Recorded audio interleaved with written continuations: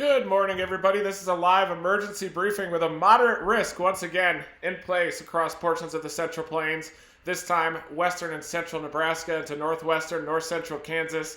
And it is very possible that that moderate risk could be extended even a little bit further to the northwest. I see a couple different modes of severe weather, very possible today. And also, we can't forget the northeast. There is a decent tornado threat up there as well, with a 5% centered across Vermont, New Hampshire, down into portions of central western Connecticut, Massachusetts, even northeastern Pennsylvania out there. Looks like a pretty big day in the northeast too, probably the biggest severe weather day yet this season. But I'm going to be targeting the central high plains here, going full-blown chase mode. There you can see a couple different 0 to 3 kilometer shear and instability pipes. These are often areas that I choose to target out near the nose of these pipes of 0 to 3 kilometer shear and instability. And you can see a couple of them here. One of them off to the north, streaming up into the Nebraska Panhandle. The other one heading up in toward the intersection of Kansas, Colorado, and Nebraska, up near the Ray, Colorado area. Could be a very interesting area. And instead of getting too bogged down on the exact convective evolution as being depicted by the short-range models, I definitely try to stay focused on the environments that these storms are moving into. I do think that despite some complexities being indicated in these models, I think this is going to be more of a simple type of an event, similar to May 17 last year, where you just get an arc of a couple of supercells moving east across the high plains, Nebraska Panhandle, northeastern Colorado, eventually moving into southwestern Nebraska and northwestern Kansas as well. So here you can see one of those 0 to 3 kilometer shear instability pipes piping up into northeastern Colorado. Here's another one streaming up into the Nebraska Panhandle here. And you might notice that the bright colors are a little bit further south, but this model forecast is at 0Z, 6 p.m. Mountain Time, 7 p.m. Central, and later on this southern mode really comes together, and a lot of the model ensembles are showing pretty widespread supercell development across western Kansas as well.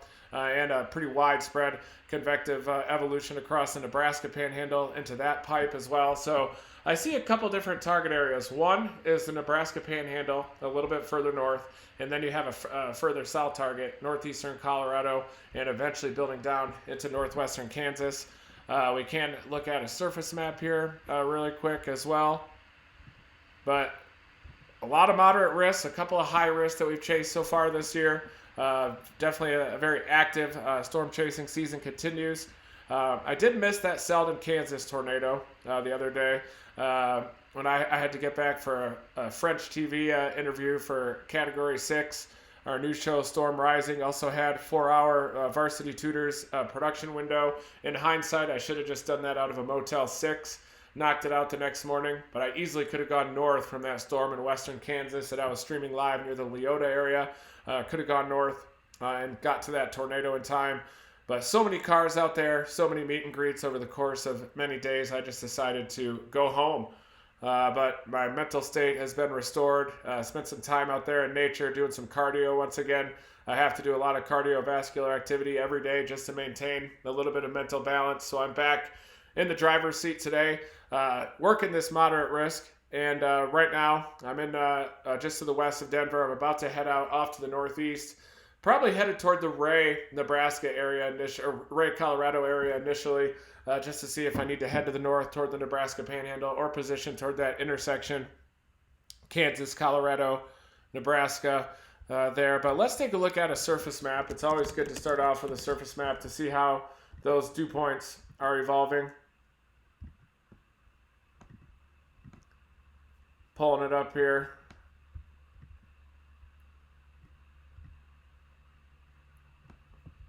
So here is the latest surface map as of this morning, and you can see a lot of that deeper moisture down in the panhandles, nosing into southwestern Kansas there. We should see rapid moisture return as this trough ejects, but a lot of the deeper dew points are down in the eastern Texas panhandle, streaming in from the south. Those are going to make it up into northwestern Kansas by 0Z. So I do believe the HRRR model and some of the other short-range convective models, some of the ensembles that are showing more widespread convection across northwestern Kansas, nosing all the way up to that intersection of Colorado, Nebraska, and Kansas there as well, that southern mode. Dew points right now in the Nebraska Panhandle are in the 40s, so that moisture has quite a long ways to make it. And this system, upper level system, is just a little bit subtle. It's not like your massive consolidated jet stream trough with a big time low level jet that develops early in the afternoon, pumping that moisture northward. So there is a chance that that moisture may not quite make it up all the way to the Nebraska Panhandle, which would lead to some higher base storms up there. Storms could possibly congeal a little bit initially up there in the Nebraska Panhandle. And here's what that upper system looks like. And it is going to lead to the rapid development of a low-level jet, especially increasing closer to sunset. Basically, you have a vortex centered over northern Wyoming into Montana, and then you have this kind of a pseudo split flow pattern here a bit, almost a subtropical connection with this southern branch of the jet. That's why the slight risk extends all the way down to the Texas Panhandle, because you're going to have bulk shear greater than 30 knots all the way down into the southern high plains. So you're going to have organized storm structures down there, likely some supercell structures there off the dry line, similar to what we saw yesterday across the Texas Panhandle with a nice LP supercell in the northern Texas Panhandle near the Spearman area. But it should be that this is at 22Z. And you can see some subtle impulses also embedded within this flow. But the main vortex is centered back a little bit further west over the northern Rockies. And it does look like there's going to be some decent flow over the Nebraska Panhandle in the mid-levels. Also southwestern Nebraska near that northwestern Kansas target. But this type of an upper pattern where you don't have this massive consolidated jet stream with a big trough, that would cause the earlier development of a low-level jet. And in fact, we'd even see that this morning with that moisture getting pumped northward ahead of a trough like that. This one kind of has this weird split flow a little bit, and that leads to just a little bit of some complicating factors on how this event is going to unfold. But a lot of times when they look complicated like this and they play out, they're always a little bit more simple. And I definitely agree with the moderate risk that the Storm Prediction Center has put out. They do have a 10% area for tornadoes as well. And this is the development of the low-level jet by 0Z. This is when it really starts to ramp up. And this is when we want to start to watch that southern mode in northwestern Kansas down here with that increasing low-level jet and those dew points rising into the mid to upper 60s there, maybe even higher. You also see the low-level jet closer to the surface here, increasing over the Nebraska Panhandle with storms up there, possibly a complex of storms by this time by about 7 p.m. So you could get some early tornadoes here, northeastern Colorado into the southern Nebraska Panhandle, and then drop down into northwestern Kansas as that low-level jet increases with the deeper moisture. Threat of even a strong tornado or two down there in northwestern Kansas, southwestern Nebraska, especially as we get near and after sunset. So about 7 to 10 p.m., even after that, I do think there's going to be a pretty substantial nocturnal threat of tornadoes across northwestern Kansas and southwestern Nebraska there that we need to keep a very close eye on as well.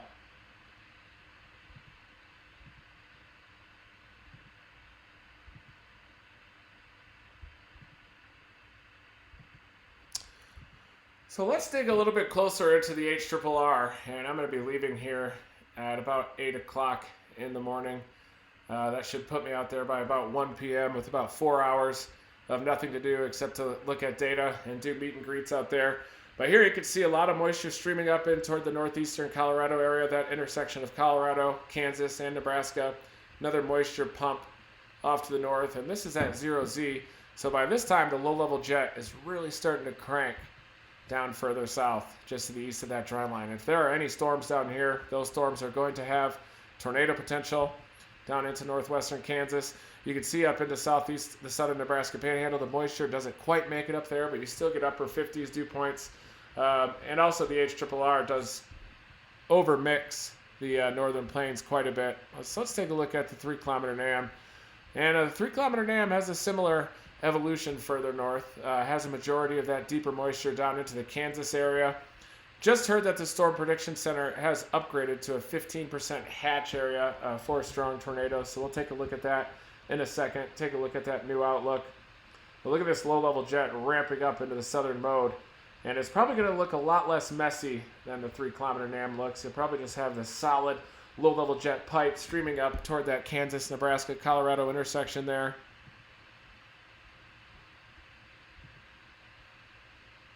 And look at that. The 3-kilometer NAM, really convex western Kansas and the Nebraska Panhandle. So if this is if you have this type of a conglomeration of storms, especially in northwestern Kansas, you can kind of see the hint at those clusters of supercells at the nose of that low-level jet. Probably will get a couple of supercells off the dry line too, Texas Panhandle into southwestern Kansas. But this is really the nose. That's that location, northwestern Kansas. Confidence is definitely increasing in convective initiation. Looks like at about 3 to 4 p.m., storms initiate near Ray, and then they build down through western Kansas. You're going to see a greater number of storms than many of the models are indicating. But this storm here right near the intersection of Kansas, Colorado, and Nebraska is going to be a problem. And that's going to head up toward the McCook area by about 6 p.m. And then you're going to see storms developing down the dry line into northwestern Kansas as well. I got a couple of supercell structures down near Dodge City into the eastern Oklahoma Panhandle. Oh, look at that. These are going to be problems too. A couple of supercells. See if the 12ZHRRR, we'll go with the 11Z, has a similar configuration down there in west central Kansas.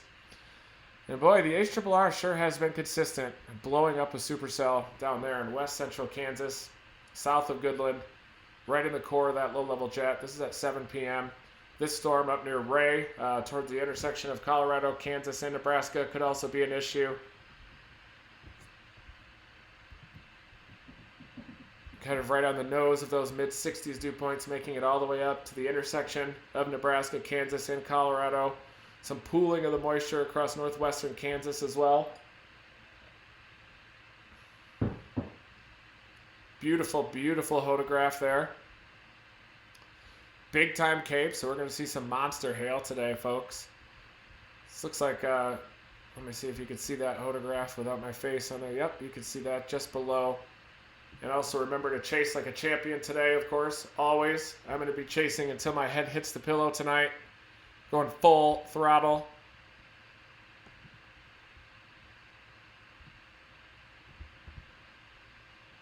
Look at that thick cape there in the SQT. A lot of directional shear as well. Let's take a look at this moderate risk. See what the Storm Prediction Center added. And it does look like they moved it a little bit further south. There's the hatch area, centered right over northwestern Kansas. Near the intersection of Colorado, Nebraska, Kansas. There it is, that intersection, and all the way down to the southeast, Colby. Similar areas that were impacted a couple days ago when that Selden, Kansas tornado happened, northern Kansas. So this is going to be a big deal here. This is a hatch area for strong tornadoes, even at 5%, extending all the way down into the Texas Panhandle, central and eastern Oklahoma Panhandle, Guymon, Amarillo, Liberal, up into the hatch area here.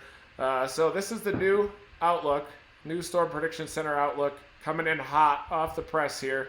Very talented forecasters at the Storm Prediction Center dominating out there. And look at that, 15% hatch area, strong tornado threat.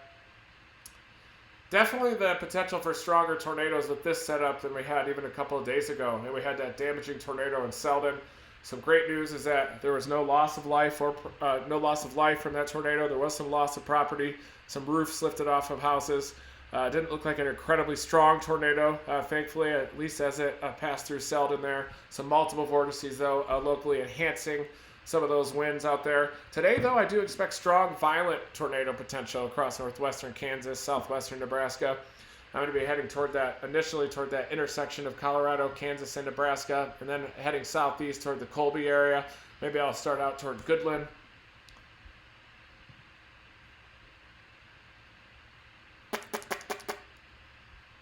Let's take a look at the RAP model.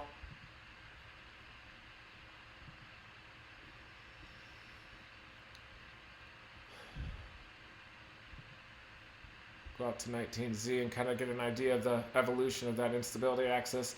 And boy, look at the wrap here. That nose of instability heading all the way up to the intersection of Kansas, Colorado, and Nebraska, 4,000 Cape, streaming northward. And this is at 19Z, so this is relatively early in the afternoon.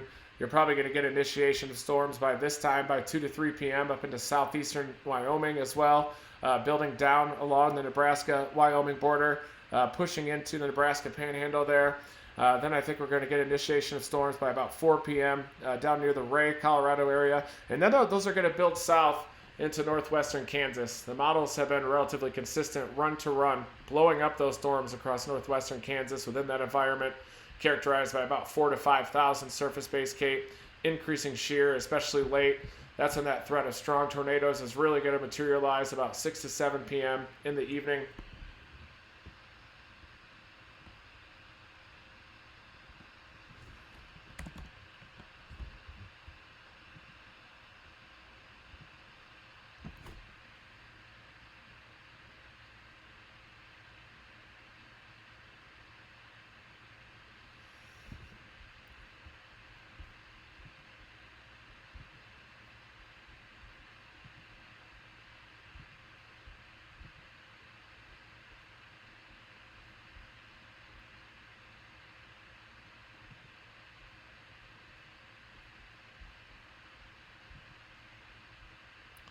So it looks like at about 6 p.m. Central, we'll have initiation near the Colorado-Kansas border there. Ongoing supercells across northeastern Colorado.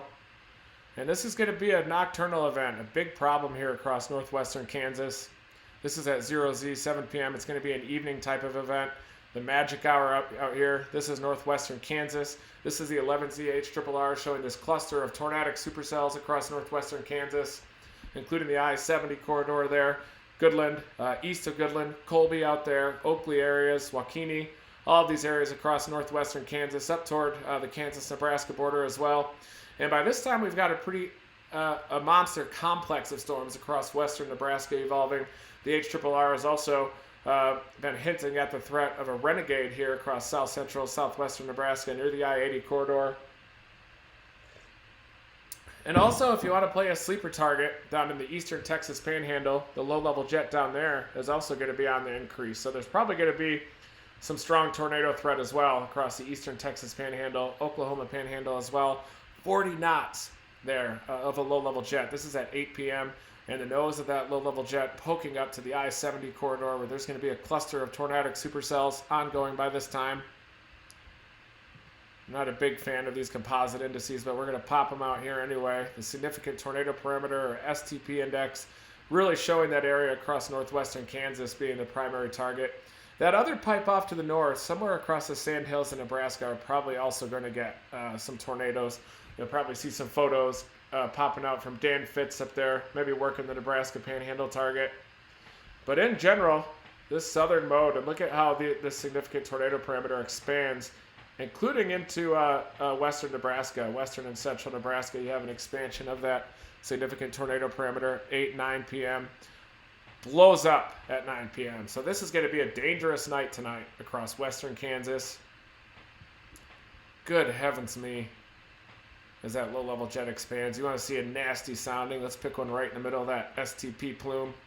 Look at the size of that photograph, folks. Let me get my face out of the way. Big looping photograph, and that's not a contaminated sounding at all, folks. That's a 60-knot low-level jet, 1 kilometer, poking up above 60 knots there out of the due south. Easterly winds below a kilometer, and then flipping around to these strong mid-level winds, 60 knots. This is why there's a strong tornado potential, and even at this time, no capping inversion, plenty of surface-based instability. Strong low-level mesocyclones will be able to drill through any stable air that's located at the low levels of the atmosphere. But this is at 10 p.m. and these are going to be starting to get a little closer to the I-35 corridor by this time. Dangerous environment, cluster of tornadic supercells.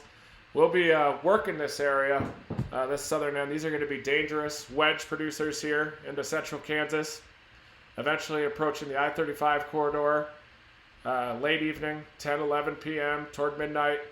The tail end of this MCS is going to be dangerous. MCV up to the north, moving through central eastern Nebraska. Still even got some dying storms down in the Texas Panhandle, where I think there's also going to be tornadoes. That 5% tornado threat goes all the way down to the Texas Panhandle. But this is the mainstream target, northwestern Kansas, moderate risk, 15% hatch area for strong tornadoes out there. Accelerating low-level jet near evening. Look at that. 40 knots pumping into northwestern Kansas here. Probably should make sure I'm still live. Yep, we are still live. Thank you everybody for tuning in to my morning weather report here. It does look like I've got a low battery right now, so I'm gonna have to plug this in. But let's see, watch this low-level jet blow up above 60 knots here. This is at 3Z. This is at 10 p.m. 60, 65, 70 knots there, pumping into western Kansas.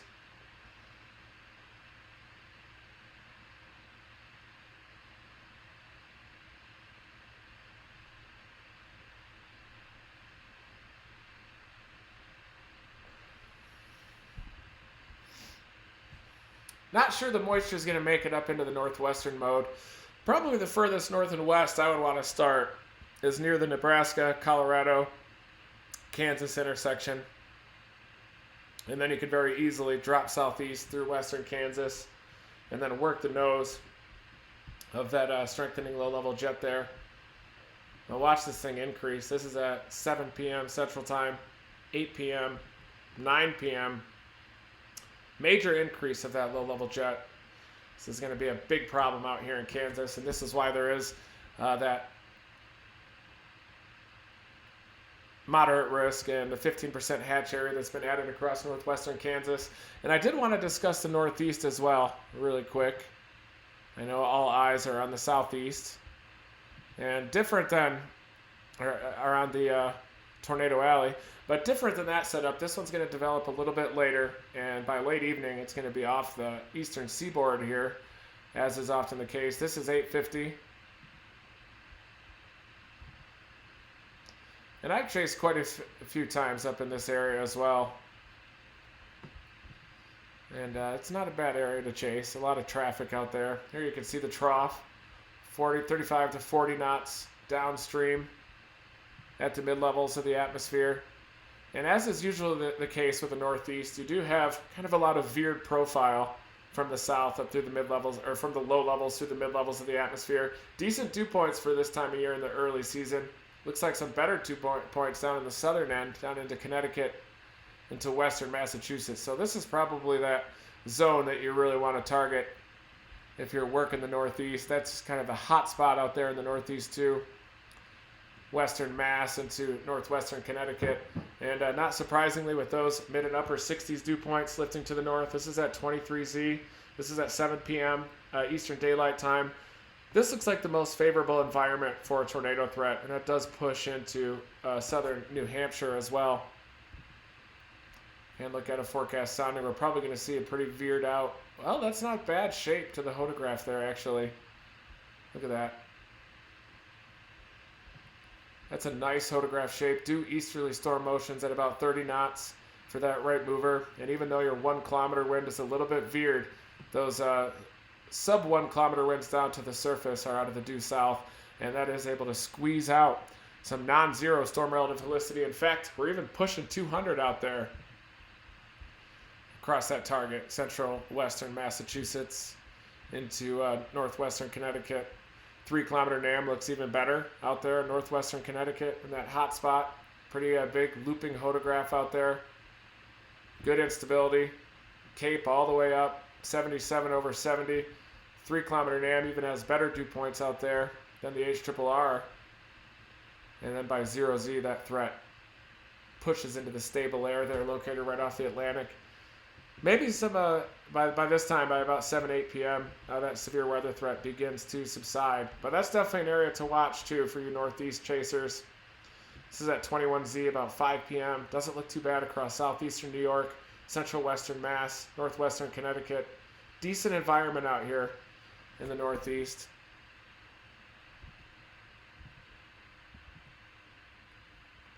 But most of the northeasterners are probably on vacation out here storm chasing in Tornado Alley. Lots of tourists out there these days. Storm chasing. As we are in the peak season, getting close to Memorial Day weekend. So definitely looks like you've got a couple different target areas. But I am working that moderate risk zone in northwestern Kansas near 0Z as that low-level jet begins to intensify. And it is now time for me to hit the road, everybody. So good luck, storm chasers out there. Drive safe. People that are in the path of these storms, definitely stay tuned to those watches and warnings. All the way through the high plains, Texas Panhandle, western Kansas, western Nebraska. And be sure to stay tuned to those warnings overnight tonight because that tornado threat is going to continue for hours after sunset, probably all the way until midnight on the southern edge of that complex as that passes into central Kansas. But these are one of those setups that you don't want to get too cute when you're forecasting. Just head toward northwestern Kansas.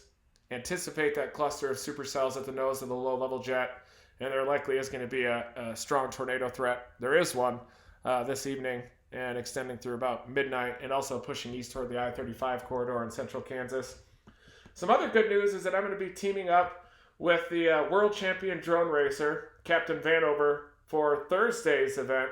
That's probably also going to be a moderate risk, but we're going to try to get that shot of flying the racing drone up to a tornado and shooting straight up, basically simulating the corner flow of a tornado. Proof of concept as well to expand our Team Dominator science mission from rockets and balloons and ground probes.